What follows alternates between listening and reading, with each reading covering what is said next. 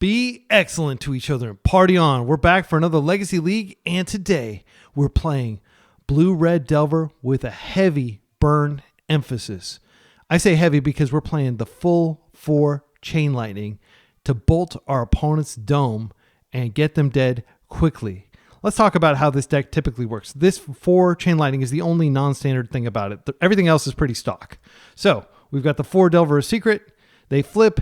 They deal a lot of damage flying. We've got the Dragon Rage Channeler. They provide selection. As you're casting spells, you can dig through your deck and you can load up your graveyard. And we've got the 4 Murktide, and these come down big, and then they close the game. We also have a couple Brazen Borrowers, which are a great tempo card that can also flash in if we have extra mana and essentially be additional Delvers. So very simple creature package. We have the 4 Lightning Bolts. This card was not played heavily because of Psychic Frog. It couldn't reliably kill Psychic Frog. Well, now that Psychic Frog is no more in Legacy, Bolt is back on the menu.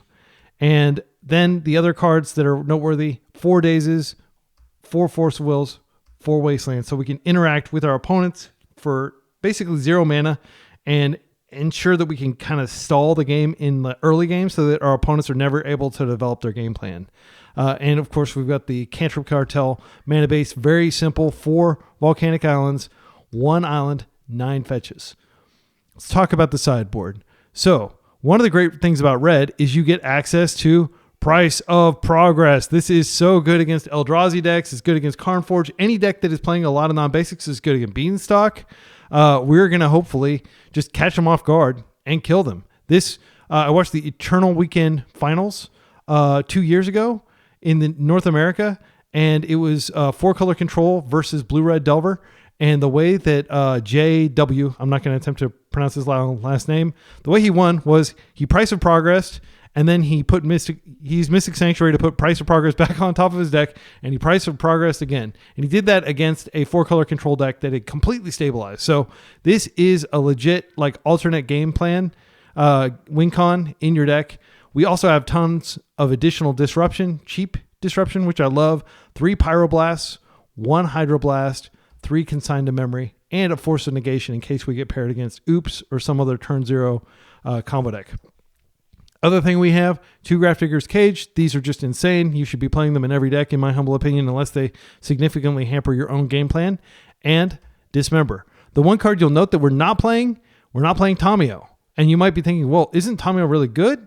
Because you've got your cantrips. Yes, she is. But we are basically, my friend Tom Nelson, who's a very experienced burn player, he always comments that, Delver does have card advantage. You end the game while your opponents still have 3 or 4 cards in their hand, and it's like you drew 3 or 4 cards. So we're going to go for the end the game quickly card advantage. Let's go ahead and play a full league. As always, leave a comment with feedback on my play. I am new to Blue-Red Delver. I think this is maybe the second league I've ever played with it. So I welcome your feedback on my play and how I can play tighter. I hope everybody else will check the comments as well and learn from other people commenting there, because learning is what it's all about. We just want to get better at this awesome game. See you in round 1. Round 1, we're on the draw against a likely tempo player. We have a pretty strong hand. So one of the things I may have not mentioned in the deck tech is Delver Secrets. You need an instant or a sorcery. So we're playing a ton of instants and sorceries so we can reliably flip. This hand has Force of Will, which is great. I like the initial pressure. I think we keep this and we hope that they're on a Bowmasters deck, because they may be able to Bowmasters our Delver on curve, which would be catastrophic. But our opponent has historically played blue-black tempo, and they may be playing Rescam or something. Not Rescam, but blue-black Reanimator. I like the low number of lands in our hand. That's what we want to see. Wasteland is fine as an opener. This means they may have Troll. That's a typical opening, is just cycle for Troll. Okay, so we have a couple options. I think we want to at least make them think that we have a Daze. So I'm going to go ahead and just fetch an island here, and I'm going to play out my Delver first. That way, I just increase the likelihood that I will be able to represent Daze. Because if you represent Daze, then it's less likely your opponents will go for it. But if I just play out the Volk, they can troll cycle, and then they can, yeah, sure enough, troll. And then they can, waste your land and then you don't have Daze up. And that will make them more brazen. So there's a not quite 50-50 chance that we flip a card. I think it's like 1 in 3. Slightly more than 1 in 3. Okay, so this could be the Reanimate. This is the Entomb. They already have a reanimation target. I'm going to let this resolve, and I'm going to go after the Reanimate spell. And we're just going to accept that on the draw against Reanimator, like if that gets in play, we're screwed. Like the game is over. Let's flip a Daze. Murktide. No, we're not going to reveal it. Okay. Okay, so what I think we want to do is we probably want to develop DRC. I'm going to go ahead and play this out. I'm going to attack. There's a very high likelihood that they do have a reanimate effect. So I want to leave a land up so I can pay for Daze. And we're just going to be forcing the reanimate effect. But I am going to go ahead and deploy the DRC. If they manage to kill either of these creatures, that does help us get a little closer to Delirium. But Chain Lightning is going to be pretty terrible in this matchup because I'm not sure if they have any small creatures at all. So we're just going to be burning them. Also, you'll note, like if you looked at my sideboard, I don't have a whole lot of stuff that's good against... I'm going to pitch with Murktide here. I could have deployed a Delver, but I don't think that's correct. So this is going to pitch with the Murktide, and if they can simply counter this, the game is over. I'm going to put that on top. Sadly, I do think we're going to need it. It does flip the Delver. And they have the Force, and the game is over. That's just how simple the game is. Like... It's frustrating that Entomb is still in the meta. Like, I wish they would remove it, but it's a pillar. They're probably never going to touch it. And had I, tried to counter the Entomb, they had the Force anyway. So it really wouldn't have mattered. The second Force, I think, is fine. But they would have just been able to Force, or they would have just been able to ignore it and reanimate the Troll. And there's no way I'm racing a flip Troll, I don't think. Okay, so Grafdigger's Cage comes in. I think this is a matchup where Dismember comes in. And then we're going to take out some of these Chain Lightnings because I don't know if it hits anything in their deck. Like, I really don't know if it hits a single card. Pyroblast might be a one of. I would like to get 2 of them in.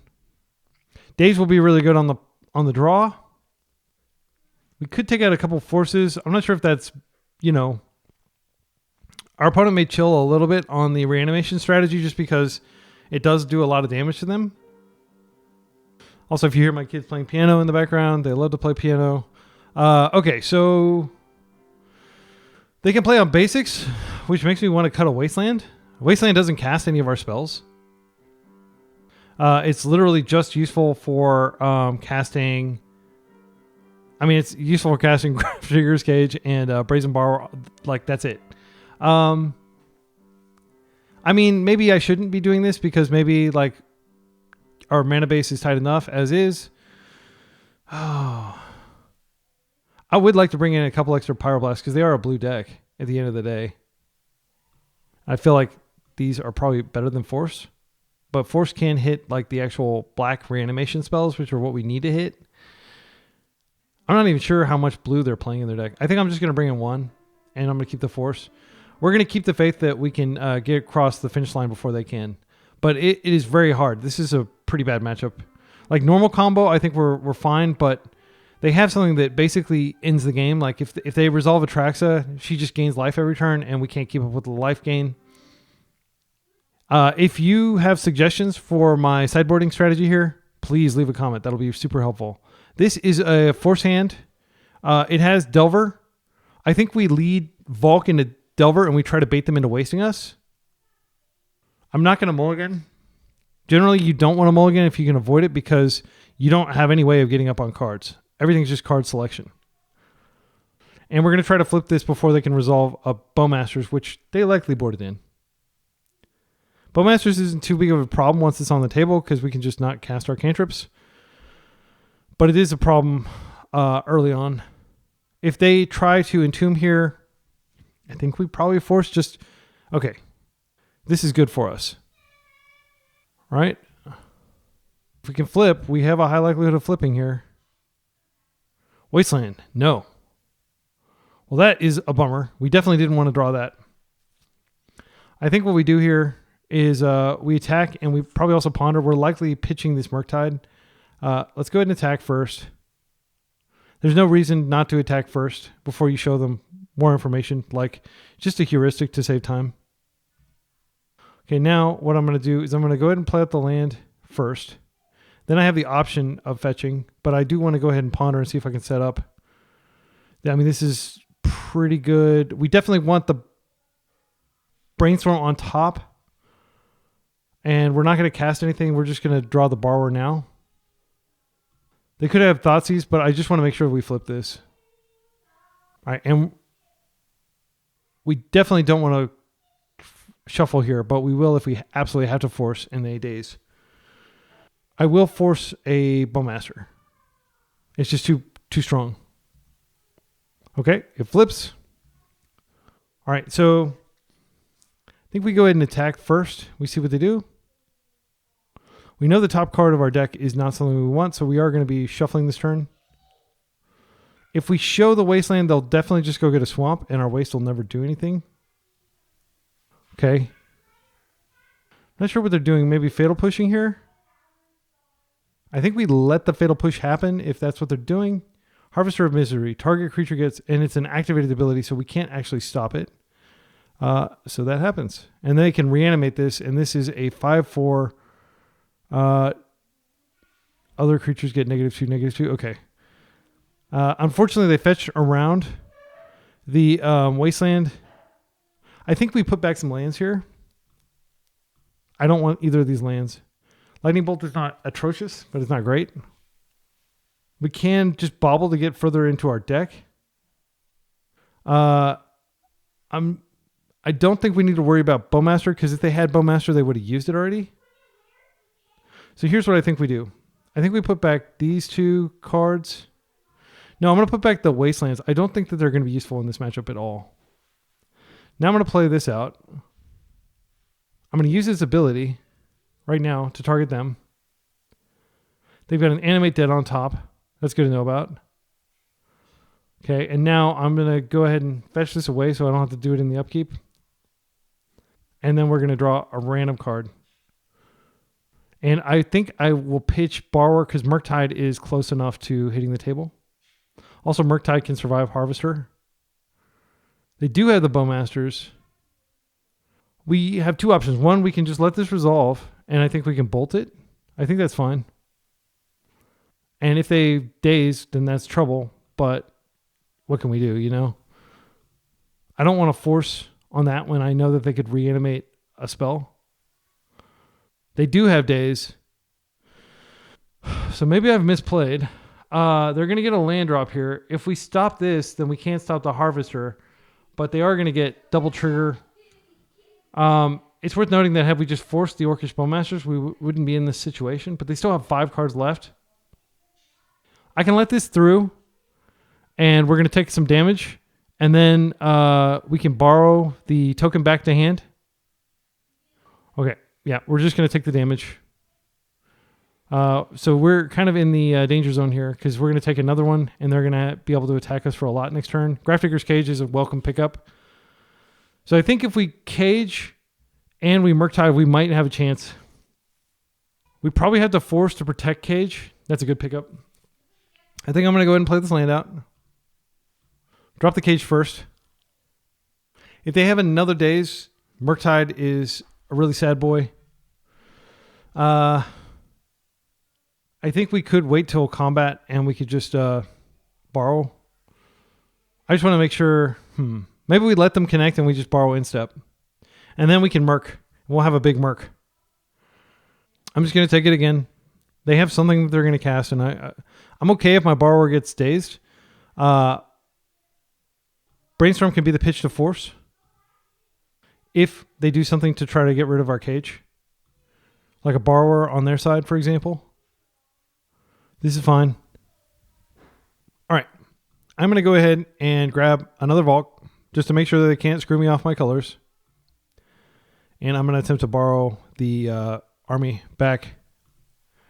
And it's not that big of a deal if they Daze this. Okay, it worked. That's great. So now we'll have that creature also. Another Borrower is excellent. Let's go ahead and just drop the Murk here.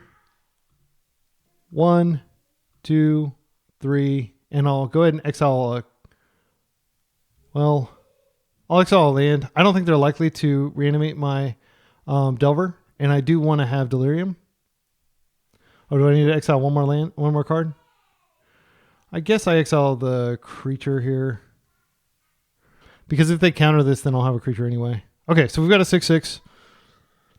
We've got Daze mana for our Force.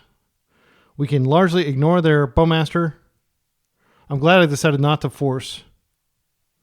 Okay, this could be... Oh, yeah, I think we just force this. Because it's a creature as well. Okay, we stop that. So next turn, we're going to bring in this and really bring the beats. We'll see whether they have a removal spell for this. They do. Go for the throat. All right, that resolves.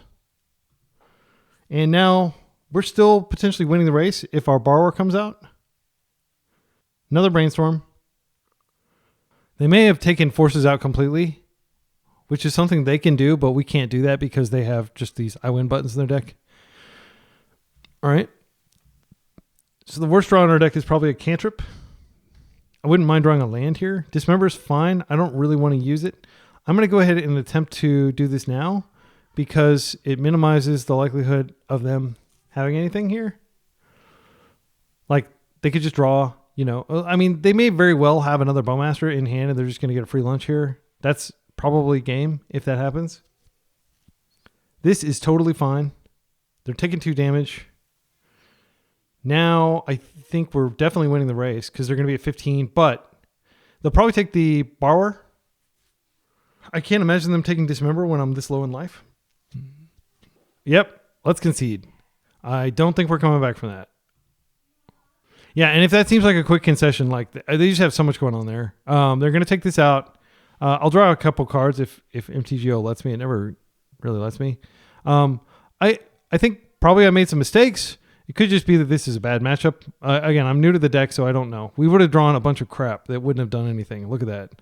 Yeah, this deck is not like it doesn't play from behind very well at all. Like, the whole thing is you get in and you assert yourself. That's my understanding. So we're going to try to do that in the next round. Round 2, we were up against Sir Ruiz 08. And this is kind of the nightmare matchup. We're up against Jeskai control. Likely. The way that you beat Jeskai control is you just put a whole bunch of threats on the table and you hope they can't deal with them. Like, sadly, that's kind of like the best we can do. We'll have a much better game post-board, I think, with our blasts. We'll see if they are actually, but you definitely don't want to mulligan like this type of hand. If we find a fetch land, I mean, you might be wondering, why are there so many duels? Like, we have to get out immediately and we need access to both the colors. Yeah, this is not the worst. I mean, we have plenty of bolts for it, but we have to draw them. Okay, Wasteland, not a great draw in this matchup. I think I do want to get closer to... yeah, I guess I'll just cast this and take a look what they have first. Okay, they have a Spell Pierce on top. That is definitely good to know about. And we're just going to play a Delver out, and we're going to pass. This is probably the worst matchup, I think, because they just have so many removal spells. So we draw... Okay, so we are going to be able to resolve our DRC. And even if they pierce our stuff, we're still going to get triggers. And we are not far from Delirium. They're pondering here, which is fine. We could have actually waited and done the trigger trick with Delver, where we can stack it to where we can look and then draw and then reveal. And I probably should have done that. That was like an amateur thing. Like, we didn't need this card right now. We could have absolutely waited. The Spell Pierce is useful information, though. So it's not like a total loss. So the way it works, by the way, if you're wondering what I'm talking about, you use the Mishra's Bauble, and you wait until their turn, and then you can choose how to stack the triggers during your upkeep. No, I don't want to reveal that. Okay, so we did find a land that we can use. So I think I'm going to go ahead and start by attacking here. I'm not going to give away any information. And then I'm going to go ahead and drop my DRC. If they flip their Tamio, it's really bad for us. But I don't want to walk into Tamio. I'm going to definitely... I mean, in a way, since we know they have Spell Pierce, it's kind of a blessing that we're drawing additional lands. But I think we've already drawn way too much land. And if we find a Brainstorm, I'm absolutely going to Brainstorm some of this back. Okay, they're creating a clue. They've got 2 of these now. We're super far behind, but I'm going to try to keep a positive attitude. Again, I'm new to this archetype, and I'm probably making lots of small play errors, which I encourage you to point out in the video description or the comment section. Okay, let's see. No, we're just drawing lands. This is the worst. Okay, we play 18 lands. We shouldn't be seeing this many lands, unfortunately. We are. I think what we can do is we can just chain lightning them and maximize the likelihood of flipping Delver next turn. And also there's a small chance that we find like something that can turn our DRC delirious. So I'm going to go ahead and what should I do here? I think I go ahead and play out the Volk, and I'm just going to go ahead and go for this. Chain lightning, you. Actually, we can just bolt again, and then we get another surveil. And they will likely... Oh, yeah, that's definitely going in the graveyard. This will take the Spell Pierce out of their hand, most likely. Let's go ahead and let the Chain Lightning resolve, shall we? Okay. I'm pretty sure they're going to Spell Pierce this. It's probably a mistake, but we get the 3 damage. We get 2 extra damage, and it gets a card out of their hand. Do we want this? I don't think we do at this point. Yeah. So they may counter this. They do. Okay, that's good. And again, if we hadn't drawn our island, we would have a higher likelihood. I probably should have kept that on top just to guarantee we flip the Delver. Okay, they're fetching. I think it's highly likely that they just plow one of these. Yeah, they got a Tundra too, so we can't waste that. Okay. Yeah, and I think I screwed up really badly with the sequencing here because we could have a second DRC on the table and we could have likely flipped Delver next turn, but instead we don't have any of that stuff. But we did get them down to 13, which is probably a Pyrrhic victory. I mean, like they're going to just take control of the game here. Unfortunately, we probably do have to like just target them with the Delver, even if Tamio is on the table, and probably just ignore her and hope that we draw a Brazen Borrower in time, which will be unlikely to resolve. I'm going to waste this Tundra next turn cycle, I think. If they Teferi here, that'll be backbreaking. Flame of Anur. They can draw 2 cards. Wow, that's really good. And they flip the Teferi here. Yep, I don't think we're winning this game.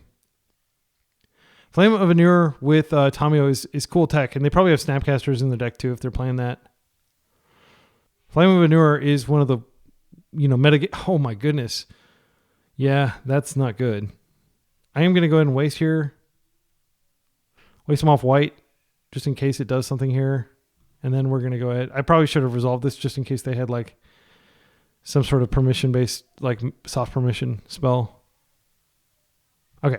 And if they can get rid of this, we're probably in concession territory just because they are going to have a massive edge on us.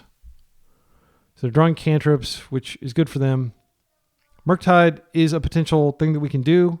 If they're leaning too hard on... Okay, now they have access to a second Tundra. So we're going to need a Wasteland and a Murktide to win now. All right, that's a clean answer. They plus... At this point, like, we have to draw Murktide and they have to not have an answer. Okay, we're dead. Because they're going to ultimate in 2 turns. We don't have any pressure on it.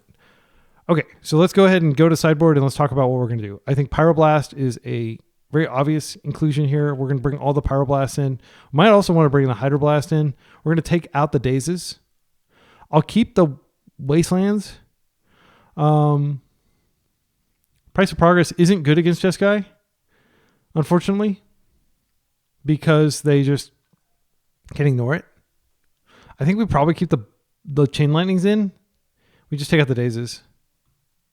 Daze is pretty bad against them because like they don't cast anything until like turn 3. By then they've got a lot of their soft permission online. Actually, we could take out Force and we could just keep the Daze in and try to win quickly. Daze is a card that helps you win. Like it stops. Yeah, I don't think Price of Progress. I don't like any of these cards. Okay, we're going to do this. It is decided. I'm being decisive. Force is just a mediocre card against them because, you know, you don't want a 2-for-1 yourself. Like, every card matters in this deck. Again, I've said probably twice already, there's no way in this deck to recoup cards. So there's no way to go up on cards. You just get your 1 card a turn, just like a non-blue mage. This is a keep for sure. I like this a lot. So we're gonna go. We're gonna go get a Volk, and I don't think that they have any sort of like Daze type effects in their deck. So I am gonna probably Daze to protect our threat here, and in doing so, I do get extra looks. If they have to fetch a dual land for some reason, we have a Wasteland for that. A lot of times they'll have to fetch a dual land here to get a Tundra because of the way they fetch, like the ways their fetches are configured. This is probably just a cantrip. I'm going to Daze this. The game does not get better the longer it goes on. That is going into the graveyard. You could argue that we shouldn't do that because we have Murktide, but Murktide's several turns away. Actually, it's not that far away. But I definitely don't want to be drawing lands here. There's a small chance, if we do this, that we reveal an artifact or a creature. That is going in the graveyard. We are delirious, folks. This is why we're playing so many of these cards. Look at this. We're attacking for 3 damage on turn 2. And yeah, we've disrupted them a little bit. They'll most likely just go find a white source and plow this or prismatic end it, but we've already done some damage. Okay, they're brainstorming here. Again, if they have to fetch a Tundra, we'll be ready with the Wasteland. And we do have a follow-up Chain Lightning, which just reduces their life a little bit. I think the only life gain they have in their deck is probably plowing their own stuff. Okay, yeah, and they're just desperately spinning their wheels trying to find a white source. I imagine they do have something in their deck that can address this. All right, so we have 2 options. 1, we can just go for the Murktide, which is going to take us off Delirium. Or 2, we can Wasteland, we can Pyroblast, and we can hold up... we can Waste and we can hold up Pyroblast. Or we could just Chain Lightning them again. I think I'm just going to attack first. And then I am going to Chain Lightning them. And then I'm going to Waste them. Because that way we can surveil and find some more good stuff. I'm going to put that on top. Because I want to keep hitting them with this. And I think it's a viable path to victory. Considering the amount of damage we're doing. Even if they remove our creatures, direct damage is a path to victory. Okay, double island. Love to see it. Love to see it. Absolutely. All right. So I think what we do here, I think they're likely to try, okay, so I'm going to play this. Now I'm going to go to attack. They're probably going to block and try to flip her. And when they do, I can just Pyroblast the Brainstorm. You are crazy. I'm sorry, but that was a crazy play. I'm going to go ahead and Chain Lightning them right now. I'm just going to ignore Tamio. Definitely take a Brainstorm on top. There's Spell Piercing here, which is fine. I think this is a great opportunity for me to just blast the Tamio. So they can't use it as a blocker next turn. And they're not going to get any... They may force this, but that'll take them even lower. Yeah, I'm just going to keep this. Cool. So they have to draw a plow, and then we have a follow-up Merc. They're pondering. It's worth noting that fetching puts them within bolt range. If they have to fetch to clear their ponder. Yep. They can go get a basic island, or a basic plains here, and they can plow or exile. And they may have 2 removal spells in their hand. But I am going to attempt to Merc here. I'm just going to go straight to the Merc. I'm not going to Brainstorm first. Well, Brainstorming first does give us the option of potentially drawing. But I think it's fine to just present the question here. So we'll exile 1, 2, 3, So we need to keep an instant in our yard. 4, 5. Yeah, I don't really care about its size that much. Wait a second. We do care about Flame of Anur. Let's see. So let's go 1, 2, 3. We're keeping an instant in the yard. 4, 5. That should be big enough. I think it'll come in as a 7/7. Yeah. And that's going to survive Flame of Anur. They plow, that sucks. We just need to go find a Wasteland. Snap. That sucks because now they can just... Wait. They don't have an answer in their yard. They can just flashback Ponder. Now they have to find a white source. They have to find a white source and have a plow or they're dead. Okay. This is probably a Pyroblast. Yep. Nothing we can do about that. But we made them have it. We made them have an answer. They're down to 2 cards. So they're right here with us trying to adapt to what we're doing. I'm going to go ahead and brainstorm and I'm going to hope to find a bolt. Okay, we found a bolt. I'm going to put back Borrower. I could just play out the DRC this turn. Then bolt them next turn. But that does give them a chance to have Hardcast Force. I think I'm going to try to bolt them first. Let's see. What do we want to keep in hand? We can't really do any of these things. I think it's unlikely they can look at our hand to take something, but I don't want them to take the DRC. So I think what I'll do is I'll put the Borrower here, and then I'll put the DRC, and then I can play the Bauble out after I've played the DRC. Let's just try this and see if this works. Okay, we win. Great. 8 bolts. Feels good. I like winning even a single game against Jeskai control. All right, let's go to game 2 or game 3. So we're on the draw now. We're definitely taking out the Dazes this time. And what are we replacing them with? Price of Progress is pretty weak. I think we have to bring back in the forces. Yeah, I think we just run it like this. We still have the same game plan. It's just that now we're not as dependent on Daze, which is really bad because our Wastelands don't have a lot of targets. I think that game they had 3 basic lands. But, you know, Wasteland does occasionally have a target depending on how they have to fetch. So it's not completely bad.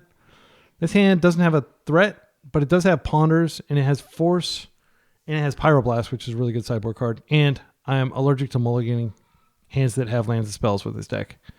Because again, we have no way to recoup cards. This is maybe the first deck I've ever played on the channel that doesn't have a way to like get 2-for-1s. Again, as the legendary Tom Nelson says, the card advantage is them is you ending the game with them still having a whole bunch of cards in their hand. All right, so I think we could just Pyro this. I think it's fine because it slows them down a little bit. Yeah, I'm just going to do this, and if they force it, that is totally okay with me. It's not what we want to be doing, but, you know, it gives us a turn to develop a little bit. A flip Tamio is horrible for us. This is probably bait. like there's no way, like they probably have a land already in hand. Their deck plays like 20 lands. They have basically perfect mana. Oh, wow. They have a Tundra. That is good for us because it represents something we can potentially waste. All right. So what I think we do here is I think we just play the Delver and hold up Hydroblast in case they Pyro. And then when we see what Delver reveals, we can potentially shuffle it away if it's not something we want to draw. Wow. They've got a lot of non-basics here. All right. Let's take a look and see what we reveal. Please be a... Oh, no. I mean, that's a threat. I don't want to reveal it, and I think we should shuffle it away. It's just not good yet. We're not going to bother getting any non-basics here. Or any basics, rather. I think I'm going to... There's a risk if we attack in that they just have Snapcaster Mage, and they get a free lunch. I'm going to go ahead and Ponder first. These are not cards we want. Any order shuffle. I don't even really want that Murktide in here. This is another one. If we can find a Wasteland, I'm going to feel a lot better. Another Delver. I think we could take the Delver and we could play it out. Because that's going to mean they're going to need 2 interaction spells. I'm going to attack. And if they have the Snapcaster, they don't actually have any good targets for it. It would just trade in combat. All right. Now I'm going to go get another Volk. And I'm just going to play another Delver. And I'm going to hope that they don't have some sort of 2-for-1 effect where they can hit both of my Delvers. But Delver's pretty good. I mean, it flies. If it flips, it's really good. All right. Our opponent's brainstorming here, which is fine. Cards we're going to stop. Planeswalkers. I don't think we even force anything on any of our creatures. We're just going to win through just sheer quantity of creatures. I don't want to pitch Hydroblast. I think that might be relevant later. Okay, they have a lot of mana here. There's another Ponder, which is fine. If we were playing black, if the Grixis version, we could punish... Grixis has a much better matchup than pure blue-red because of Bowmaster. Bowmaster is the best thing you can be doing against Jeskai. Okay, and they're passing. This is great. Please be a freaking... Oh, no. Yeah. All right. Well, we're going to set it up so we can kill them next turn. I'm going to go ahead and just attack. Unfortunate Delver luck, but again, people complain about Delver luck all the time. Just look at the number of instants and sorceries, and you'll get a good feel for like how likely it is they flip. It's not super duper likely. I'm going to Ponder first, just in case they have some sort of interaction spell. I don't like... Well, Murktide's not terrible. I think what we do is we put Borrower on the bottom. Then we could Murktide this turn, and then they would have to have... Yeah, I think that's what we do. So we'll go ahead and Murktide now. And there's a high chance that they're going to counter this, but it's okay. I'm going to make it a full power Murk. Actually, yeah, I've got an instant in hand. Yeah, I'm going to go ahead and make it pretty big. We have a lot of work to do in terms of life total. All right. So what I think likely, we're going to have to force pitching this Delver. We could force this. I think it's fine. I'm going to do it. And if they force back, that's cool. They could Pyro this. Oh, they don't? Okay, great. Now they are going to be taking a lot next turn. These Delvers will flip if they don't have like a Supreme Verdict type card, which they could have, you know. This time it has to work. Narset wouldn't be a big deal. We could just probably ignore her.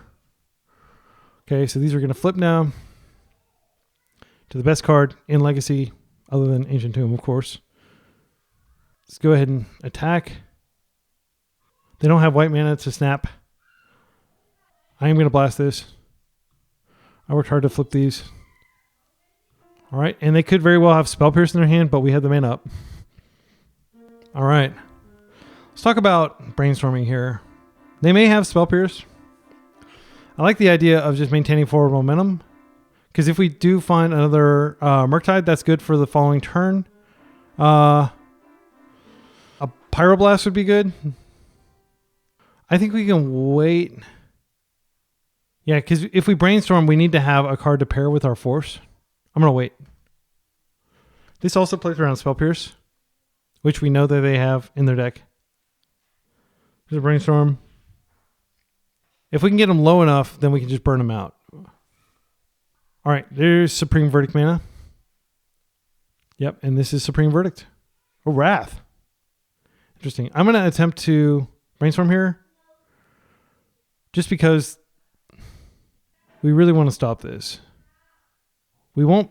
Let's see. We really just have to hit blue card Force. We know we have a Brazen Borrower on top. Yeah, I'm going to go for it. This could get blown out by Spell Pierce. Okay, we're not going to get there. We do have double Bolt on top. Next turn is Bolt and Murktide. I'm going to leave the Borrower floating on top, and we're going to Chain Lightning them and Murktide next turn. And just keep the pressure on. This might represent Red Blast. Again, they have a Red Blast in their graveyard, and we know they're playing Snapcaster Mage. Blue, blue, Murk. 1, 2, 3, 4. Get rid of one of the creatures, so we still have some likelihood of Delirium if we find a DRC later. All right, that's a lethal threat. They had to have a plow. They've got one card in hand. But they have lots of insane top decks like Teferi. They're pondering. Yeah, like Teferi does it. Pyroblast, Plow, Snapcaster Mage. There's so many things they can find here. They're passing. Okay, so I assume they have Snapcaster here. I'm just going to go straight to combat here. Whoa, we did it! We beat Jeskai Control. Like, I genuinely think I think this is like a 2080 matchup. Like, I think we're just completely outgunned by them. And we hit them for Xaxes. That felt really good. Those Chain Lightnings felt insane. I'm trying to think of what they could have been. They could have been, Counterbalance is an option. They could have been main deck Pyroblast, which wouldn't have been bad. They could have been... I saw one player playing Chart a Course, where you draw 2 cards if you attack this turn. It's 2 mana. It's kind of like a bad Night's Whisper.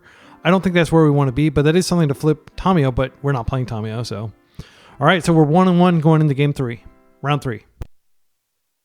Well, we're up against the Nightmare matchup again, it looks like. I'm going to keep this for sure. Again, you don't mulligan with this deck, period, if you can avoid it. All right, so we get the lands and spells hand. I think we just... Oh my gosh, a 4th land. That is brutal. Yeah, and we drew, of course, like a Wasteland, which is basically a dead card here. I'm going to preserve our fetches because I'm going to want to brainstorm them away. I'm just going to play a Delver and I'm going to pass. And our opponent knows exactly what we're doing. They're going to do something here? Okay, no. All right. So yeah, like I consider us extremely lucky to have beaten Jeskai Control once. I'll be stunned if we can do it again. It'll be a true upset. See, they're not even playing like non-basics, basically. Here, what they're doing in response to our Delver is they're shuffling away the bad cards. If you want me to play Jeskai Control on the channel, I will. I think it's kind of like the most boring control deck, but I will play it if enough people are like, yeah, play Jeskai Control. I mean, it is a valid option. It's a high skill deck. I think tempo decks are generally higher skill. Oh no, not again. What the hell? We're drawing more lands. Just to give you, I've got 18 lands in this deck. 18. All right. So I think what we do is I'm just going to attack. I don't think there's anything they can do here at instant speed. I'll get my attack in. Then, I mean, they could have Spell Pierce or something like that. I'm going to play out the Scalding Tarn. And I'm just going to brainstorm now. Do I want to do that? No, I can brainstorm stuff away later. Yeah, I don't think they're likely to have anything that interferes with my brainstorming. I'm going to wait. But I do want to put a sorcery. The problem with Delver is now I've got all these lands I want to put back, but I can't if I still want to flip my Delver. I could give up on flipping a Delver here. Hopefully they just plow and make it easy for me. No? Okay. Yeah, that's definitely one reason to wait on the brainstorm is because if they get rid of this, then I'm definitely putting back lands and shuffling those away. Yeah, nary a basic insight. All right, let's brainstorm here. Oh, Daze is way past its use by date. I think we probably keep one Wasteland around just because our deck doesn't care at this point. Yeah, I think I'm going to flip a Ponder. I could flip a Daze and then just put it back. I don't think I don't think it's beneficial for our opponent to know because I could put a Daze back and then shuffle it away. I think actually I'm going to do that. I'm going to reveal and then I'm going to flip it. Then I'll fetch. That's what I'm saying. So we reveal Daze. And then after this resolves, I'm going to set a stop here. Wait, I have a stop. Okay, so I should be able to fetch after I reveal this. Yes. Okay, now we can fetch. Okay, and now they're going to just Hull Breacher. Interesting. Well, that would have been something good at Daze. They're doing it. I'm not sure why they're doing it now. Do we want to force this? It does invalidate the Ponder in our hand anyway, and it's material on the board. I feel like we could just borrow it back and just tempo them out and hold the Ponder for something else. I think that's fine. I'm going to let it resolve. So now we're going to... Maybe that's a mistake. They could have like Daze Undoing or something in their deck. Okay, so this is like literally any time they draw, except for the first one they draw each turn. So this Bauble is an atrocious draw. At least Daze pitches the Force. Okay, and I'm just going to play out another land here. And we'll be ready to, Borrower and Force if they try to Daze Undoing here. They just attack, we're technically winning the race. But that assumes that they don't draw one of their many exile-based removal spells that will get rid of our creature. Since it has flash, borrowing it back to hand isn't super useful. We have to basically do it when they have something useful on the stack. So I'm just going to hope we don't draw land because we can't do anything if we do draw land. It's just, I think, sadly, this is the Force. Yeah, I'm just going to Force. I mean, it's crazy. It's totally crazy that I'm forcing a plow on a Delver, but like this is how we win this game at this point. Oh my gosh, we got another land. All right. Yeah, our deck has not been kind to us at all. Well, we're going to attack. I think, sadly, we do play out the land. And the reason I'm going to fetch all the lands out of my deck. Because I just don't, I've got a couple more lands I can fetch. I'm going to put a Borrower in instep if I don't have to borrow this out of play. If they cast Daze Undoing, then I'll be sad. But actually, my hand is so bad that it's not even that big of a deal. Like, I just put the Borrower out and I lose a bunch of cards that don't do anything. Is this Daze Undoing? Narset, Parter of Veils. You may proceed. You've locked me out of casting stuff. Let's see what they really reveal here. I said, you've locked me out of drawing cards, is what I meant. Like, we're double locked out. But now, actually, I can... Oh, that's a terrible card for us to face. Hopefully they don't have the mana to cast it. All right. I am going to go ahead and just... I'm going to go fetch. Get a Volk. And they could have back to basics. I've already got my island in play. It doesn't matter. And I'm just going to play out this Borrower as an attacker. And basically, I think we just have to go face. And then they're going to bounce one. And then we hope to find a burn spell to finish. I am also kind of tempted to just grab the Volk out of our deck. Because it, like, fetching to thin is totally legit here. Sadly, like, we've just had so much bad luck getting our lands when we don't want them. So I'm going to do it like that. DRC. It's another threat. Sadly, yeah, I think we have to hit them. And then if they make us hellbent, that doesn't matter. I'm going to attack all at them. They have a very good shot at finding another card that they can use here. I'm going to go ahead and play these out because I think it's highly likely that they... I can use the trigger off of this Bauble. Let's go ahead and cast it. See what we flip. Borrower is another threat. I think we keep it. I'm going to keep that as a threat. There's no reason to crack it here. We can crack it next turn. I don't have to give them a treasure. Yeah, I'm just going to pass. Now, this is where like somebody who's more experienced would probably be thinking like all these different thoughts about like different lines and stuff they have. But I genuinely don't know. Like my thinking is, okay, we just hope that like one of these goes to the graveyard somehow, and then we can turn on Delirium and hit them. This can go to the graveyard too, but it's not enough to turn on Delirium. Yep, that's fine. Actually, had I put that into the yard with DRC and then cracked the Bauble, then we would be delirious right now. So I think I did misplay. They're going to 4. Please get something I can waste. How many basics do you run? My goodness. Okay, they got something I can waste. That's good. I will waste that. They're putting Plow on top. You can't counter this trigger. It just enters, and like there was no window for us to do anything. I would have wasted had I had a priority for a second. Teferi's out. We're going to lose one or more of our creatures, and they're also going to be able to plow. They're bouncing Delver, which is okay. They're not attacking in. They've got 5 cards in hand. There's no point at all in cracking this Bauble. I'm not going to get Delirium. Okay. I would imagine they do have like sweepers in their deck. I'm just going to play on my hand. I don't think, like, just in case they have soft permission. I can play out this Delver, and if they counter it, actually I'm going to play both of these out now. Because if they counter one, then I can crack this, and then I can have Delirium. I think this is our only way forward. Actually, what I'm going to do here is I'm going to go ahead and see if I can get them to commit to Pyroblasting if they have a blast. Okay, so let's go to the beginning. I'm gonna leave a stop in my beginning combat. So this will burn off. Oh, I can't do anything here. Yeah, that was bad. I should have just played it out first. I'm just gonna attack here. No way we can get Delirium. They'll plow. That's fine. Post combat. Okay. Brainstorming. Snapcaster would be absolutely devastating here.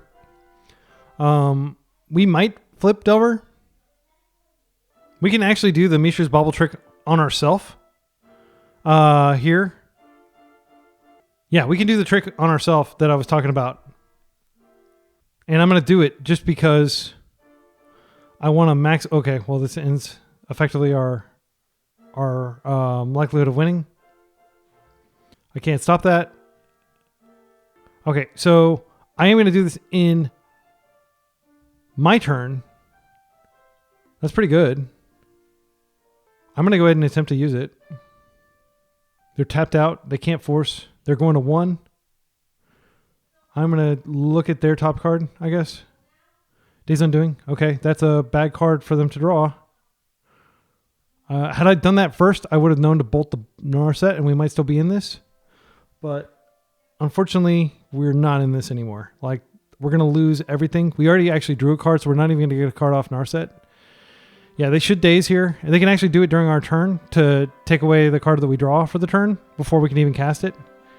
Yeah, they're going to do it now. We lose our hand. The turn is not over, though, because it's our turn. Daze Undoing doesn't end the turn. All right, and I mean, we are drawing to a few cards, but they should be smart enough to hold up Hardcast Force. I'm assuming they've got a land drop to make here.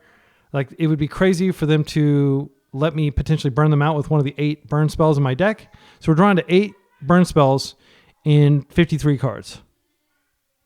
Do they have a land? If they have a land, then we're not going to be able to beat that.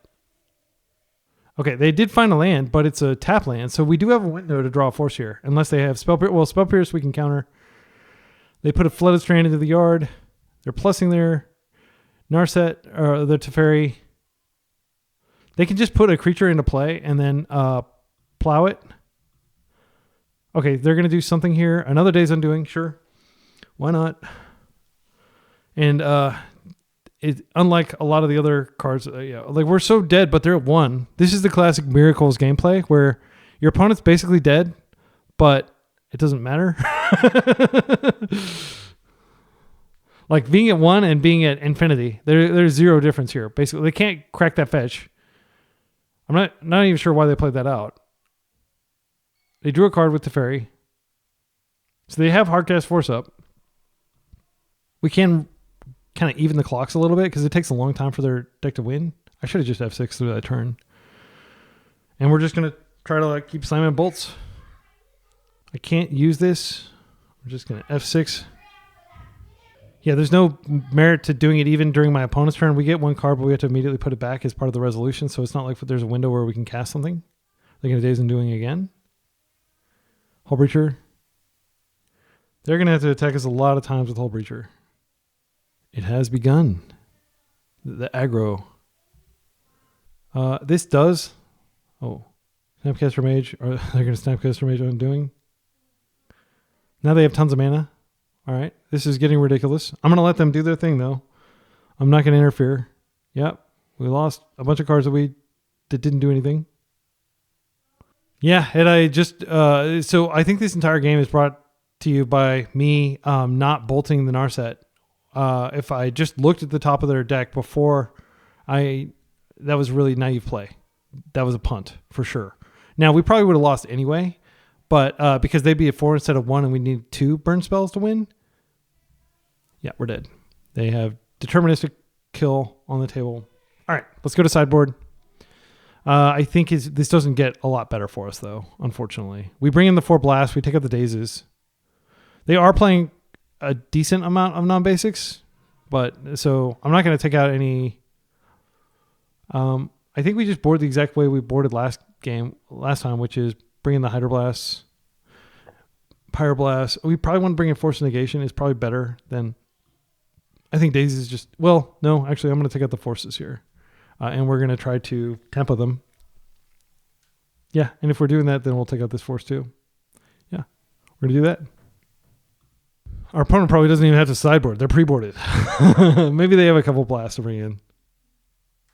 We're on the play with a hand. I mean, it's got threats. I'm not throwing this back. Let's keep this. I doubt they have Blood Moon, and even if they do, it's not that big of a deal. So I'm just going to lead on my Volk. And I am going to do the trick that I talked about doing with the Mishra's Bauble. And we're going to just set like an upkeep trigger for them, and we'll take a look at their deck. So again, the reason we're doing this is this gives us 2 looks to flip the Delver. They're drawing a Tarn. There's the Tarn we knew about. Okay, so what we want to do is... Oh, I was supposed to bubble myself. Duh. So I guess I'm not going to do the trick that I talked about doing. Yeah, it doesn't actually matter the sequence of which these are resolved. Yeah, it doesn't matter at all. Please be a spell. A non-creature spell. Nope. Now we draw... Yeah, we screwed up. We should have bobbled ourselves. You can tell that I'm new to this archetype. But the important thing is I'm noticing these errors I'm making. A lot of people, to my defense, a lot of people just make a bunch of mistakes and then are like, oh, why am I not winning? Delver's supposed to be the best deck, right? All right. And now I think we just deploy both these DRCs. Yeah, I mean, that's how you win, is you just deploy everything and hope that it's enough. This was a mistake, by the way I tapped. I'm like very clearly telegraphing that I have a second one. They did get a Force. They pitched a Brainstorm. Yeah, I'm sorry. I'm sorry, my most excellent friends. I am playing a little loose today. I hope you'll pardon me. This is like an excursion into Delver. I have a ton of experience playing blue-black tempo now. I played it before Grief was banned, but I never played the filthy Reanimator version. I always just played the, traditional scam. And then, of course, blue-black tempo with Frog once Frog was printed. But I've never really played blue-red. Right? So they do have Tundra, which most definitely can get rid of our DRC, which is probably the higher priority target here. If they put something on the stack that we can bounce, we may bounce just to be able to look at our top card. Come on, play something out that I can bounce. Nope. All right. Please give me something good. Daze. Yes. They're probably going to plow before... Ooh, they didn't. All right. Well, this is good. I think I am going to play this out. It just gives us the option of deploying these borrowers. And we're just going to attack. This Daze is great. Yeah, I think we wait. I will fetch the basic island with this, by the way, just in case they do have back to basics. I do want to have some lands on the table. Let's go get the island here. DRC will eventually be bigger. But right now, I just want to bring the beats. It's quite possible that they just have Supreme Verdict in their hand. And like, the game doesn't get better for us if we hold back. I think we should be proactive. They did force, so they may not actually have Supreme Verdict in hand. That's fine. So they plowed our Borrower instead of our Insectile Aberration. Okay, I think at this point, I do want to get Delirious. We're one card away. Actually, we are Delirious. So I'm going to attempt to Brainstorm here. We're putting away any lands we see, except for Wasteland. I wouldn't mind finding a Wasteland here. They're brainstorming in response. That is okay with me. I mean, we have the Daze. We showed them the Daze. So I'm not sure what they're going to find that's free They could force this, but we still get the trigger and we still get the Delirious Dragon Rage Chandler. The number one card I want to find is definitely Wasteland for that Tundra, just to further constrict their options. Hydroblast is good. Yeah, because we have 3 types and now we're going to have 4. Yeah, I'm going to put that on top. Okay. We don't want this land at all. I can put it away. Yeah, I think what I do is I'll put the borrower here like that and that. Now I'm going to go ahead and chain lightning them now so I get the surveil before I attack. This card is so good. DRC is the reason to play red. Let's go to combat and let's chill with a Pyroblast up and a Daze. They're going even lower. So we know we're drawing Borrower, which we can deploy to close out the game if they wipe these 2 creatures away somehow. They're going to need to get rid of both, and they concede. We got a game on them. Again, like I have zero expectation that we win any games against Jeskai, so I'll take anything we get. Jeskai is the most anti-Delver deck in the meta. Most Delver hostile, I guess would be the word that I would. So I think here we probably bring back in the forces and we take out the Dazes just because I'm not sure. Like some Delver experienced pilot might say otherwise, but they're going to expect the Dazes. Or maybe they're just like, oh yeah, Delver players always take out the Dazes, so I don't need to play around it anymore. But I think that we have to play a little bit more defensively, especially because we know that they have like the combo in their deck. So I do want to have force just in case of those situations. I mean, matchups like this make me wish that I had 4 Pyros instead of this Dismember. I mean, I might actually add another Pyro after this because it seems like it'd be really good here. Triple DRC hand. No way to get Delirium, but I think we keep this and we hope that like Force and some combination of other stuff, maybe one of these gets countered or something like that. Okay, they're opening with a wastable land. That's great for us. This could mean that they don't have anything, but there's no way I'm forcing a Ponder in the blind. If I can get a DRC out and then force, I've got, some number of surveils, which will be great. Okay, this is great. I'm going to go ahead and just get the non-basics. We'll get the basics later, but I think we need double red to be able to deploy all of these. I think I am going to force here. I don't really care about this Merc right now. I want to keep my DRC in play. That goes into the graveyard, and we're slightly closer to getting Delirious. They don't have a Spell Pierce for it. Next turn we Ponder, and we've got a Delirious DRC. They're pondering. I think that's what we do. I think we play 1 DRC and we Ponder. Unless, of course, we find a Wasteland, in which case we just get rid of the Tundra. They seem... Yeah, I mean, the fact that they played out that Tundra means that they wouldn't have played that out early if they could have avoided it. Wow. I think I am going to develop a DRC here. I'm going to waste this. And the timing, like, they were tapped out. I realized that I probably could have attacked first just to conceal information, but I don't think it really matters. I think the only free spells they have access to are like Force of Will and stuff like that. I think this is the only free spell in their deck. Okay, so they are going to get a perfect Brainstorm here. And if they can find a Prismatic Ending or something like that, they can go get it. One of the reasons Daze is really terrible is the card that you want to stop the most, which is Supreme Verdict, is not even Dazeable. I would love to hit them for 6 here. Okay. I think we go ahead and we play the DRC first. Now we get triple looks. I am going to get the basic island just out of respect. I mean, we have the ability to get it next turn, actually. If they Blood Moon us, though, for some reason, like I don't think they play Blood Moon, but if they did, that would be bad. Yeah, I don't think I'm likely to get punished at this stage in the game by getting a basic. So we're going to basically just put all these cards into our graveyard. I think we keep that because that means that even if they remove one next turn, we can still get lethal. Yeah, I'm not sure, but holy cow. Oh my goodness. Yeah, so I think we take the Delver now and we just draw the bolts. Maybe we shuffle the Delver away. Yeah, because we're not going to actually have them dead, technically. It's kind of nice. These like save me clicks by just attacking on their own. I know it's not nice. It's a liability, but it does save me a couple clicks. All right, I'm looking for silver lining. All right, let's see. Can they deal with a wall of DRCs? I'm trying to think of an individual card they could have that could get them out of this. Like, I think they would have to just individually remove several of them. Oh, you know what?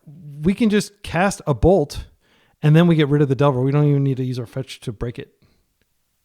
This is a crazy hand. All right, let's go to combat and we have, I'm not sure. Yeah. I think I am going to go ahead and just bolt now after we deal combat. This is just insane value. Even if they counter this. Graveyard. We'll just find another bolt. That stays on top. Actually, it doesn't really matter. I think I'm going to go ahead and fetch now. Yeah. I'm going to put it on top because I don't want to put it in the graveyard just in case. But I am going to go ahead and fetch. Okay, they just concede. Yeah. Double wins against Jeskai. Holy cow. I think that was an insane draw, to be fair. Like, having the triple, like, finding so many bolts, like 3 bolts. But I mean, it just shows you, like, the way you win against this deck that has such insane inevitability is you just pressure the hell out of them. And that's why I think that these Chain Lightnings might actually be good. Also, a lot of the Delver decks, they just play way too many instant non-sorceries, and they have an even harder time flipping their Delvers. All right, so we're 2-1 going into round 4. Our opponent just got a trophy with Oops All Spells, which is everywhere, unfortunately. I mean, Daze isn't good enough, in my humble opinion.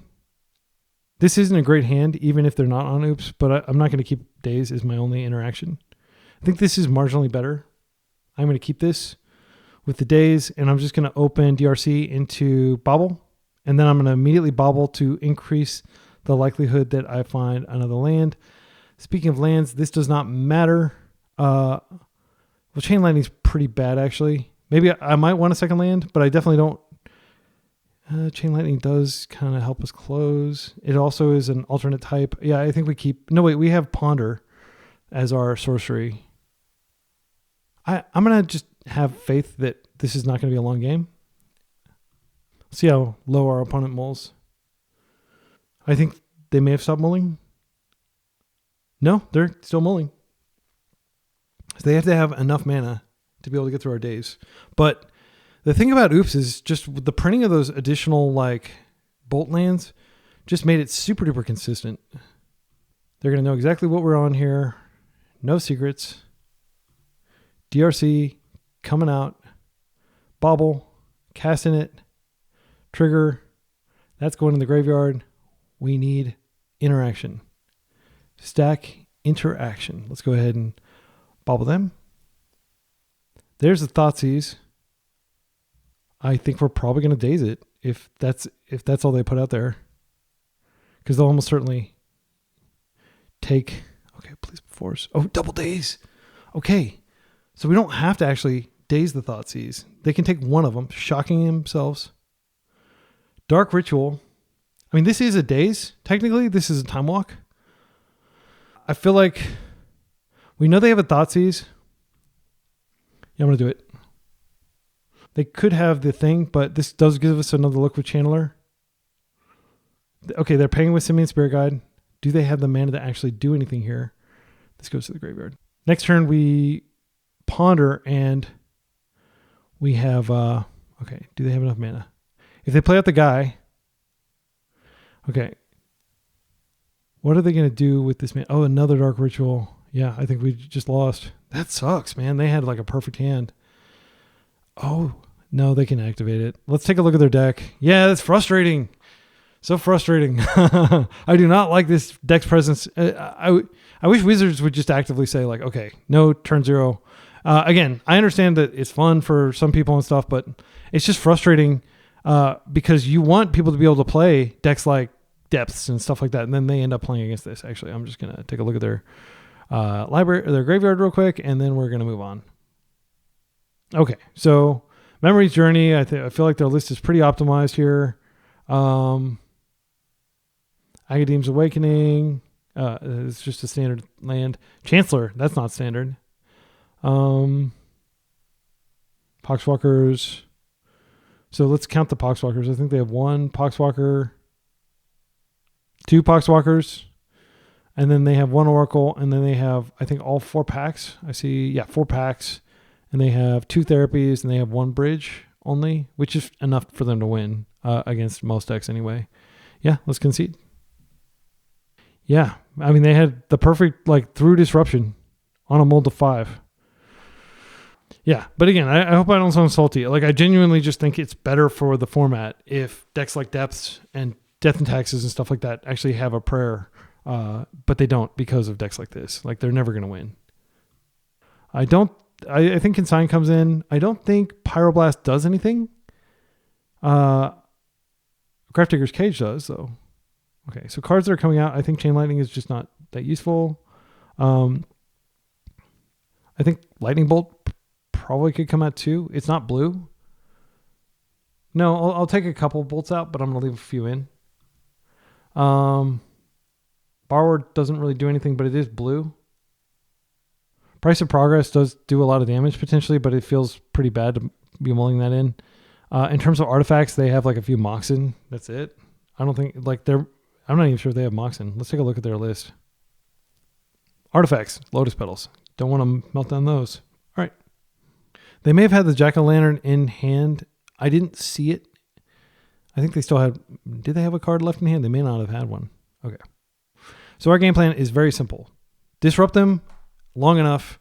If we get Grafdigger's Cage in play, they don't have a lot of answers to that. But they can still win off of Thassa's Oracle from hand. So we do need to still close the game. Like, if they're not conceding, we'll assume that they have Thassa's Oracle in hand. But Grafdigger's Cage not only shuts off their creatures from coming back, like Narcomoeba and Poxwalkers and stuff, but it also shuts off their ability to use Memory's Journey to survive. But Surgical has lost a lot of value lately because they just have like a clean answer to Surgical in the Jack-o'-lantern plus Memory's Journey. So really, like, these kinds of graveyard like hate permanents are much better. We're on the play with Consign as our only interaction. This is definitely a mulligan. This is a keep. We're just going to start with DRC, and we're going to hold up Force, and we're going to hope. I'm going to wait a minute or two just because I don't like to snap keep these. I want them to think that I'm thinking really hard about it, that I might not have a Force. Okay, and now we're just going to put back the land. Again, you can't choose like the perfect hand, unfortunately. You just have to stop when you get a point of interaction because these games are so short. It does suck. These lands are basically dead in our hand. The Wasteland might not be completely dead if they have a slow start, but it's not a good card for sure. We are going to go ahead and put the DRC on the table because if we force something, then at least we have a Surveil and we have a threat. They don't use any like Daze type spells, so there's no reason to keep mana up. They kept 7, which is pretty terrifying. This deck, in theory, should slay those kinds of decks, but I'm not sure that it will. Okay, so they actually kept 6. Okay, Daze. Second point of interaction. I will 100% take that. I think we just attack for 1 and we hold the Ponder just so we have 2 points of interaction here. I think it's a mistake to get greedy and try to buff the DRC. I'm going to play this. We don't have a Surveil land, but yeah, just in case. I'm not sure why. In case we like find a Murktide or something. This will probably be the last game I play. Last land I play. This game. Okay, they may be going to discard. If they have Reanimator, then reanimate one of their cards in the graveyard is a viable path. Okay, it looks like they're just discarding. There's no reason why they would keep if they didn't. Yeah, they have the Battle Street Spy in graveyard. We don't have a Surveil land, unfortunately. I think I'm just going to draw in case I do get a... Oh, gosh. I do kind of want to see if I can line up something here. Yeah, I'm going to go ahead and fetch. I'll do it now. I'm not sure that there's any way I can get Delirious here, but I'm going to try. So I'll bin Whoa. That's cool. So yeah, we'll take the cage now. Daze next turn. The Delver doesn't matter. We're just gonna try to like lock them out and take our time to win. We'll play this out. If they somehow are able to counter this. Oh wait, I should have put Delver in that position. This is not quite Delirious, but I'm gonna put that there. Yeah, I kind of made a little small error. If they do something where we can force or daze, then I will trigger putting Delver into the yard, and she'll get Delirious. That'll be faster than playing out a Delver.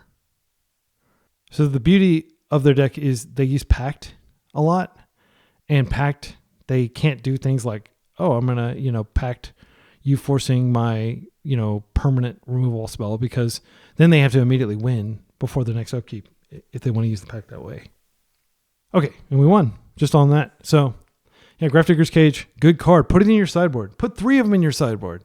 I'm actually seriously considering just going up to 3 in basically every deck, because it's just like 1 mana and it just, crushes this deck that apparently is like, I don't know, like 5% of the meta. Everybody's playing Oops all of a sudden. No changes. Does Hydroblast hit anything in their deck? I would play it if it hit anything. Let's see. No. Simian Spirit Guide. I mean, Ancient Grudge, actually. Ancient Grudge is going to be, I think, as crazy as it sounds, I think I'm going to bring in a freaking Hydroblast for Ancient Grudge, because I'm pretty sure they're going to be playing it here. Pitches to Force. It's arguably better than Borrower. Borrower hits like literally nothing. It's a win con, but that's, I don't want to go lower on lands, even though I seem to keep drawing lands. That's just bad luck. That's not actually what the deck should be doing. The deck shouldn't be drawing that many lands with 18 lands. You should be getting like two or three lands a game. Yeah. I think we just go like this. How clutch would it be if I have a Hydroblast up for the 1 red spell in their deck? That would be like a moment to capture on film for sure.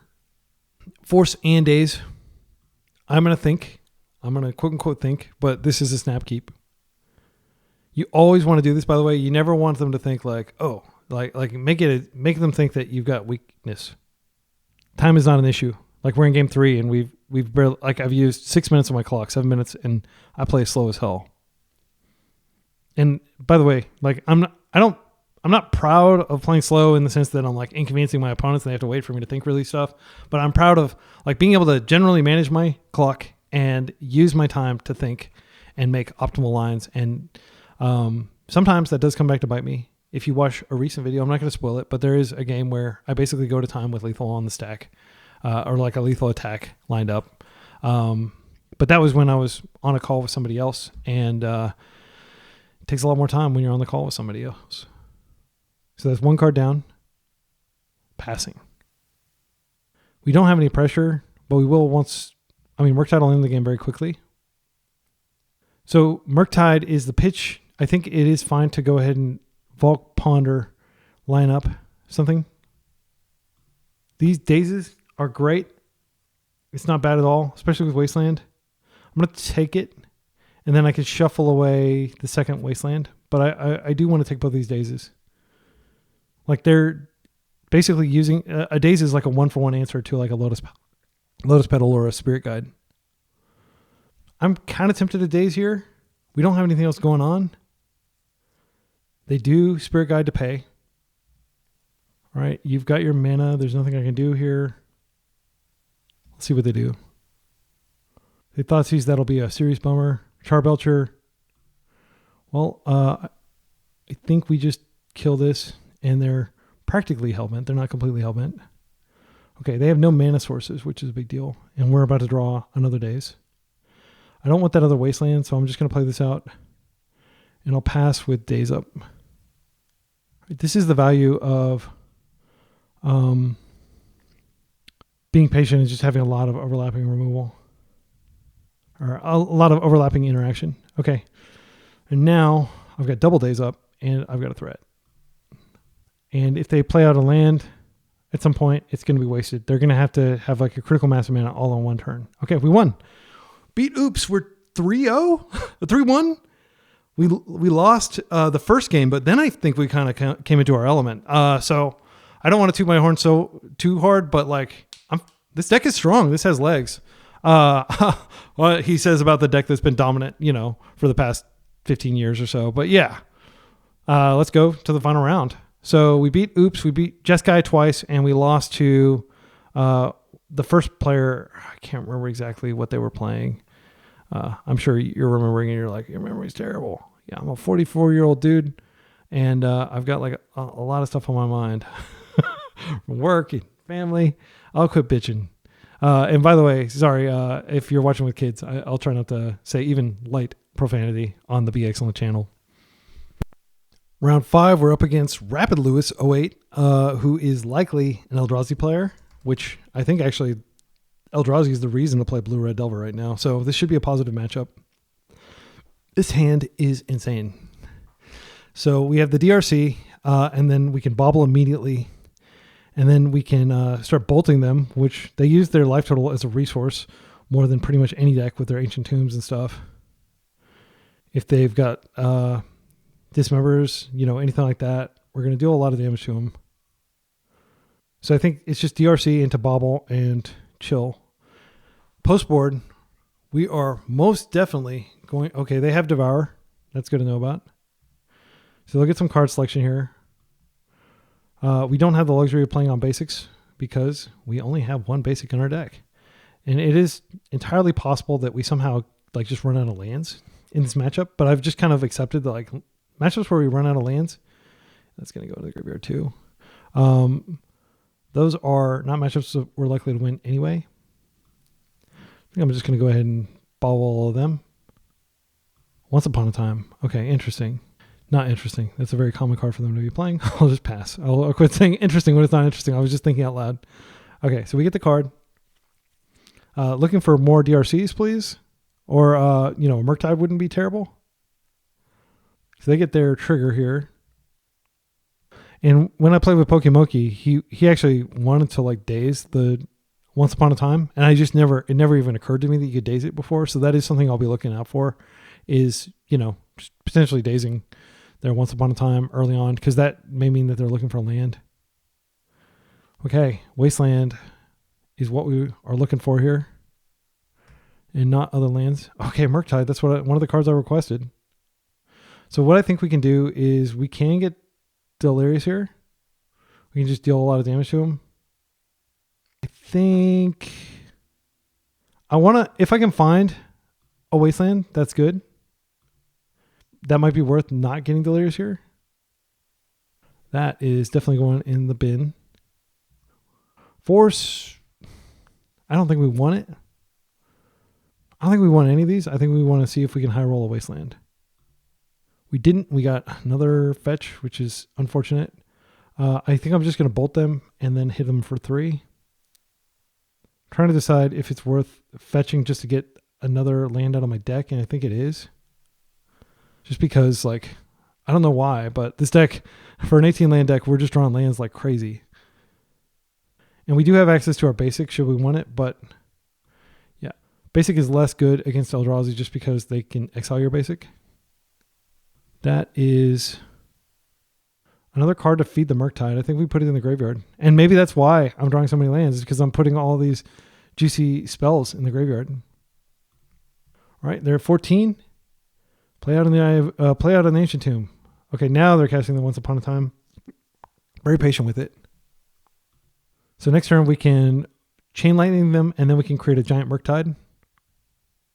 Daze is a great pickup because a lot of times they won't play around. I'm going to go ahead and bolt first. I just want to see what they likely have. Going in the graveyard. Let's hit them for 3. Do I want to get the basic? I don't think it hurts to get the basic here. Then I want to preserve Delirium if I can. So let's see. We have 1 instant and we have 3 sorceries. Yeah, just a 5/5. Can't beat what's his in combat, but I think this will probably be enough. I just want to make sure that we can always delve stuff away later. Yeah, I think I'm going to do it like this. Okay. They are dead on board. They have 1, 2, 3, 4. They would need 3 mana to play the guy that can exile my Murktide. Okay, and they scoop. That is what I call smoking Eldrazi. I've never beaten Eldrazi so quickly. Feels great. It feels truly amazing. Let's go to sideboard. Sideboard, Price of Progress. This is what it's for. Meltdown does address one of the most dangerous cards in their deck. However, I just don't think we have the luxury of playing it. There's not really anything else in their deck that Meltdown hits other than Chalice of the Void. I think we can mitigate some of the damage that Chalice of the Void can inflict upon us. Well, I'm going to take out the Dazes, and then we're bringing in 5 cards. So we take out Daze, which is just a terrible card against their deck in general. Dismember does kill some of their creatures. I'm not convinced it's good because we're just going to fly over. Like, our strategy is just to kill them before Dismember becomes relevant. We could take out a Chain Lightning, but I mean, that is a card that, oh man, I'm not sure. I think maybe we take out a Ponder instead of a Chain Lightning. Brazen Borrower is not great against their deck. It does deal with the Chalice temporarily and let us get through our 1-drops. I think Chain Lightning is good enough, just because we do want to, like, well, I'm going to cut one. Yeah. I don't know. Is that correct? I mean, we could easily get into a state where they're just low in life and then we're trying to burn them out. I think I'm going to take out the Ponder. This is an experiment. But we do want to cut 1-drop. And I'm not sure what it is, but I don't think it's an attacker. I mean, Price of Progress is essentially unbeatable. Like, if we get Price of Progress, they are going to take like 6 or 8 damage, and it's just going to be insane. This is a Consign hand. We have a Wasteland. I think we keep this, and we just open Misty. We probably go ahead and use the Bauble. We just build up toward a Murktide. Murktide is hard for them to exile with Kozilek's Command. It takes 9 mana. But they can get rid of it with Devourer of Destiny. Okay, Eldrazi open. So option is just to waste that. Yeah, I think I'm going to just do that. It's 2 mana. It's not as good as Eye of Ugin. I could have definitely cycled the Bauble there. I probably should have. Cavern. Okay, this is slower. All right. All right, now I'm glad I didn't use the Bauble. This is a great rip. Let's fill up that graveyard and let's get that early Murktide. This feels so powerful against Eldrazi. Let's graveyard it and get closer to Delirium. They've got a Temple coming. That's fine. Again, we're going to hope to... if they had the Chalice, they would have probably cast it by now, so they're going to be drawing it. Oh, Wasteland's a great pickup. We can just stall them out. We can consign something they do. If they waste us here, they are crazy. There's this saying, like, when 2 people are wasting one another, one of them is usually wrong. Chain Lightning does turn on Delirium. Do we want to do that? I think we do. And my reasoning is they don't have the potential to do anything particularly broken next turn, and we're going to do a lot of damage to them. This could be the last Volk we get out, though. Let's see. This does give us Delirium. A Ponder also gives us Delirium, though. I think Ponder's, the play here. Yeah, I'm going to Ponder. I'm not crazy. I don't want to lose because they just lock me out and then they grind. That can go in the graveyard. We've already got that, and it's a liability with. Okay, I think all these are fine actually. No, I think we do want to dig the land. Yeah, I'm gonna any order shuffle that. All right, that's freaking phenomenal. All right, we're gonna go ahead and attack, and we've got Murktide next turn, and or we can just Wasteland and hold up Consign. I think that's fine too. Okay, Eldrazi Temple's a great target. Okay, here comes the Fleshraker probably. Yep, and let's see how much they can dump on the table here. 1. Again, we're gonna fly over this, so I'm not too concerned. We can also Chain Lightning it, and I think that is the play. We Chain Lightning, we waste, and they're pretty set back. I'm not doing these with perfect sequencing. That is going to stay on top. All right, we'll hit for another 3. And we're going to waste next turn, and we're going to continue to constrain their mana while we hit them for 3 each turn. Eventually, they may play out like a... I mean, it sucks to not be able to use Consign here, but... Oh, yeah, this is fine. Ratchet Bomb. That's fine. This is an activated ability. We can't stop it. Yep. We'll just not play out anything else until we get the ability to get rid of it.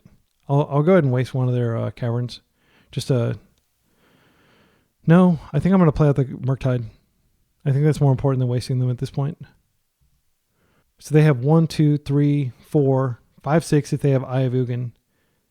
But they unlikely to have another mana source. So I don't think they can clear this Murktide in time to survive. I'm going to go ahead and attack first. Yeah, I think we just go aggro here. Blue, blue, Murktide. So we have 1 sorcery, 2 instants. I'm going to exile them all. Some of these lands. Blue, blue. Okay, that doesn't matter. They put a charge counter on the Ratchet Bomb. That's fine. Just blow up my DRC if you really want to. It's a 1/1 now. Ancient Tomb. I will definitely waste that. If they blow up Ratchet Bomb, then I probably will play out the Delver just as another thing that can attack. K Command. That's fine. They're going to scry and create some more Eldrazi spawns, but they're at 9. They're dead on... Well, they're not dead on board unless I can get Delirious, but I can get Delirious. I just Brainstorm and I'm Delirious. This is the end. They did top a card, and they did draw it. All right. My goodness, I have to do this. I have to do this. This also makes the DRC Delirious. This is just so brutal. That was so cathartic. Screw Eldrazi. I love destroying Eldrazi, and we just shredded the hell out of them. If you don't want to play against Eldrazi, play this freaking deck. My goodness, this is amazing. Oh, wow, that felt so gratifying. You don't know how many times I've been bullied by Eldrazi, and they're broken, spells on the stat, like, oh, Sowing Muckus find your lands. Guess what? I don't freaking need lands. All my spells are 1 mana. That felt amazing. All right, so we got the 4-1. We lost. I'm trying to remember what we lost to in the first round. Oh, that felt so good. I feel like I'm ready to queue back in and do some more. Let's take a quick look at this first one just so I can remember. 3 minutes. That was a pretty quick game. We beat control. We beat aggro. We beat combo. Was this the Tempo Mirror? I think this was this was rescam, basically. Yeah. So here are my thoughts. Wow, that felt great. I was like, I'll be happy if I 2-3 because I'm like learning how to play the deck. I did not expect to, 4-1. And 4-1, by the way, is like really hard to do. Like usually when I'm up against especially the gamut of decks that you're going to face. But I do want to include a third Grafdigger's Cage. I think it was just so clutch. And it is good enough. If people are playing oops, like it's just an answer, basically. I think the Dismember goes, I just didn't think it would, like it never came in. I think it may have came in against Reanimator, but you're going to find it. And it's a type that you can put in the graveyard if you don't need it, like with the DRC. I would like to have a 4th Pyro. I think maybe this is okay. Actually, don't have this. I have to get the red Elemental Blast, which is slightly worse. The reason it's worse is because you can't just target anything and put it in the graveyard. But I'm not going to spend $8 or something to get a Pyroblast. They're like 50 cents in paper or something, but on MTGO they're expensive. That's one of the things you'll note if you do play MTGO, and I encourage everybody watching to play MTGO because it's how I've gotten so good. And I'm not saying I'm great, but once again, dust off the Eternal Weekend. The first 6 rounds I won at Eternal Weekend, and I attribute that largely to just playing a whole lot on MTGO. And then, of course, I couldn't convert that into the top 8, but I still had a blast. And by the time you get 6 rounds in, like round 7, you're playing against other people that have won their first 6 rounds, and the competition gets insane. I would probably play a 4th blast effect. I feel like if I'd had those against, if I'd had another blast against Jeskai, and apparently a lot of people are playing Jeskai, Well, Red Blast is one of the best cards you can play against them, other than Orcish Bowmasters, which we don't have access to. I felt like we were never punished for being a Delver deck, like Blood Moon. Okay, fine. I'll just burn you out. Or they're like, Harbinger of the Seas. Okay, sure. I'll just cast my Murktide off my Wasteland, whatever. This felt amazing. Were there situations where the Surveil Land would have been good? I think there were. But if you play a Surveil Land, you are necessarily increasing variance in your deck to the extent that like you're going to have hands where you just have that Surveil Land as the opener. I think playing 9 fetches is perfectly defensible. Some people may not be comfortable going down to 5 lands. Again, you have to be comfortable losing games. There are just games that you're just going to lose. And if a game where somebody's wasted you 4 times and you don't have any more red sources, you're probably going to lose that game anyway if you didn't already have the win on the table by the time they wasted you 4 times. So a lot of people kind of fall into these result-oriented thinking patterns and are just like, but what if XYZ? What if they resolve a Chalice? Well, we've got double Brazen Borrower. And this I stand by. Brazen Borrower was really good in this matchup, even though I think we bounced like maybe one thing the entire game. But it does come in as a flip Delver, essentially, and it comes in at instant speed. It dies to Bowmaster. That's a bad beat that all these Bowmasters are probably hanging out in heaven, just like looking at one another, like, or all these borrowers rather. They're in the afterlife. They're just like, what the hell happened? Like this orc just shot me out of the sky. Why are people playing 1/1 orcs? Well, what Brazen Borrower doesn't know is it's just really good against most of the meta. Like most of the meta is blue. So would I splash black just to be able to play Bowmaster? No. I don't think that's correct. I think a lot of people are going to be playing Jeskai. I think you probably want to be in blue-white, or I'm sorry, you could be in blue-white with, okay, so here are my tempo archetypes that I think are out there. Okay, the 3 tempo archetypes that I think are strong right now: blue-white tempo, blue-white stifle, not, blue-black, good stuff, and blue-red Delver. And I think I just showed you the Delver is really good. Like it farms Eldrazi, and Eldrazi is like probably going to be the most played deck other than maybe Nadu variants. Now, is this good against Nadu? I don't think so, but I do think having a 4th Pyroblast would help. And I think depending on the version, I do think that having a 3rd Grafdigger's Cage could help as well. But I think you probably want to be playing these. I think, Grixis, Control, of course, James Kisal puts up great results with that. Bless him, but like I can't go that way. The other Control, of course, Bug Beans is a totally legit option. So this is like the Control decks. Let's see. I'm going to make this bigger for you folks that are watching on your phone or just have failing vision like myself. Okay, so Control, Grixis. These are kind of like the Control archetypes that I think are good. And you could say Jeskai. I think Jeskai is the weakest. Well, no. If I had to rank them, I'd probably say Grixis Control is the weakest because it doesn't get to play Plow. It's like weaker, like harder to play Beanstalk, in my humble opinion. James Kisal, I'm going to have him on the channel at some point, and hopefully he'll prove me wrong. But like if I had to do like my tempo tier list here, I'd say Blue-White Stifle Nut is the best. And I'd probably say Blue-Black loses a whole lot. I wouldn't be surprised if Blue-Red Delver was better than Blue-Black in tempo. Yeah. And these are probably the 6 decks that you're going to see me play on the channel, different versions of them. You could say like Blue-Black, Stifle Knot, Curie Knot. I don't think there's a good reason to play black anymore. You can play black just to put Bowmasters in your sideboard. That's a good reason to do like Esper Esper Stifle Knot with sideboard Bowmasters. But what I'm doing right now with Blue-White Stifle Knot is, here, let me show you the list. I just did 2 leagues back to back. Be sure to look out for that on the Be Excellent channel. But I did 2 leagues with that, and I just played Null Drifter. And do I think 3 Null Drifter is correct? No. I think there's probably some other card that should be in here in this slot. But it is good. Let's just put it that way. My words are failing me. I'm going to take a break after playing those 5 games. But I think this is like a really solid build. And I do think Consign is a sideboard card. I don't think it's a main deck card. I know everybody plays a main deck. Pokimoki plays one main deck. People swear by it. I genuinely think that Stifle is so much better than Consign. And even in decks like this, like I understand Bosch and Roll top-aided EW Eternal Weekend Europe with main deck Consigns. And the reason that Bosch and Roll played Phyrexian Dreadnought is because of Consign to Memory. But like I think that time has passed.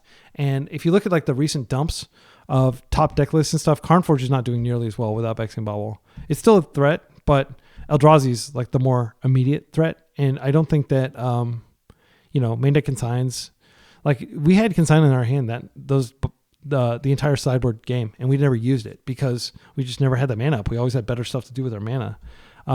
Stifle is a different type of thing because it's for slower matchups than Ancient Tomb decks, and it just completely takes people by surprise and completely screws up their opening hand. Would Stifle ever be good in a deck like this Delverburn? No. Here is the theory on why I think we should be playing Chain Lightning if we're playing this type of deck. You never want to just sit back and have like cards in your hand. Like Force of Will is an incredibly flexible card, and I think it's okay to have 8 spells in your deck that you can't immediately cast. But I think almost everything else, you want to be able to deploy it. Because again, time is on your side. It's not on your side.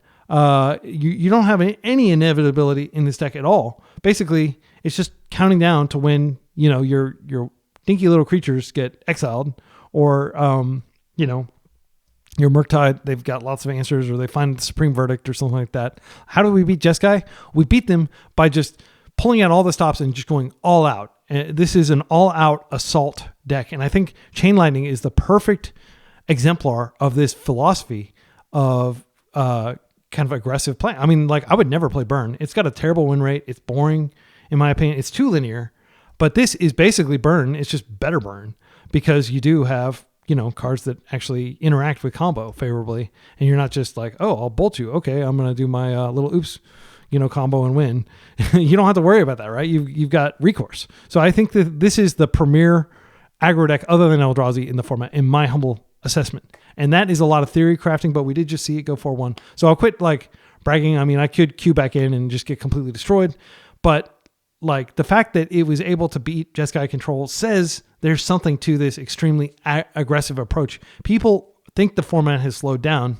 And when the format has slowed down, that's the perfect time to bring in a deck that can both beat the combo decks that think, okay, I'm just going to wait until the dust settles and I'm just going to play combo so we can get ships passing in the night type gameplay. And the people that are like, oh, I can play control now because, by the way, this is the worst time to play control. Whenever a meta is unsettled is the hardest time to play control because you don't really know what you're up against. And you could think that, okay, I'm going to beat Beanstalk today, or I'm going to beat combo. And then all of a sudden you get queued into 3 Dragon's Reach Channelers hitting you and Chain Lightning's going to your face, right? Like we saw in the final game of that Jeskai, the second Jeskai match. Anyway, I could talk all day. I had a blast. I encourage you. This deck was not expensive to build. I think the Volks are the only expensive card. Actually, the Blasts are expensive. But like, I was amazed. Like, Chain Lightning was like 3 cents or something, and I even got the cool old border one. Lightning Bolts, they might have old border ones. Good luck getting these in, retro frame. Like, you're gonna have to get beta basically if you want, or FBB. You could get FBB bolts if you want to play these in paper, but like almost everything else, they have retro border. They've got the cool border for Brazen Borrower, so I'll take it even if they don't have retro border. They've never printed Delver in retro border. They have printed DRC. I just didn't want to go and pay more money for it, but I might upgrade to retro border ones. And Wizards, if you're listening, we could really use retro border Murktide. And, retro border Force is like a fortune here. Sorry, I'll stop geeking out about retro border, but like I started playing in Ice Age and I stopped many times. I keep coming back to the game because it's so compelling. It's so good. I love Legacy. I hope you're loving it too. I hope you're excited. I hope you're not just hearing people whine about Eldrazi and whine about not doing stuff like, okay, do something about it. This is me doing something about the preponderance of Eldrazi that I keep queuing into. I had like a bunch of great leagues with Stifle Knot, but like it's very hard to beat Eldrazi when they just get like an extremely lucky hand where they have the Kozilek's Command essentially to exile your Dreadnought, right? After you put all these resources into it, and maybe they have like uncounterable creatures that like check your hand first before they. Anyway, like if you are sick of losing to Eldrazi, play this deck. You won't necessarily win against everything else, but you might win against a lot of stuff. But you probably will win against Eldrazi. Like damn, bam, 6 damage, 6 damage off our Price of Progress, and I got a Surveil right for 2 mana. Like you're almost always going to be dealing 4, 6, 8, 10, 12 damage to Eldrazi, depending on where you are in the game. And this just gives you like an I win button, basically. There's nothing they can do to stop this. They have progressed so far with their crazy Eldrazi civilization, and we're going to make them choke on the smog from their pollution. I love this art, by the way. So cool. All right. Until next time, be excellent to each other and party on.